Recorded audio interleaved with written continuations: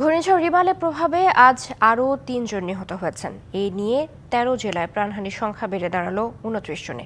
তাদের মধ্যে ফায়ার সার্ভিসের এক কর্মীও রয়েছেন। বেশিরভাগ মৃত্যু হয়েছে গাছ, দেয়াল ও ঘর চাপায় এবং বিদ্যুৎস্পৃষ্ট হয়ে।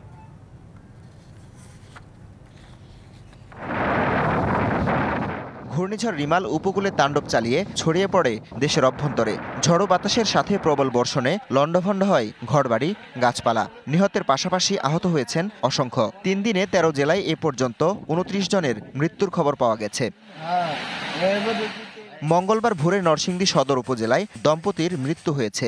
ঝড় ও টানা বৃষ্টির কারণে ইটের স্তূপ তাদের ঘরের উপর ধসে পড়ে। ঘটনাস্থলে প্রাণ হারান তারা।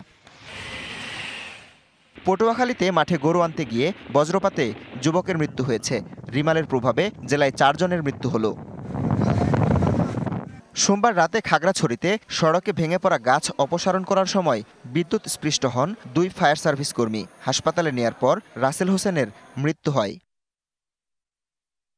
ঘরে গাছ চাপা পড়ে ভোলায় ৪ জন এবং বন্দরনগরী চট্টগ্রামে দেয়াল চাপায় ও পানিতে ডুবে মৃত্যু হয়েছে ৩ জনের। পিরোজপুরের ভান্ডারিয়ায় গাছ চাপায় পানিতে ডুবে ও বিদ্যুৎ স্পৃষ্ট হয়ে মৃত্যু হয়েছে নারী, শিশুসহ ৩ জনের।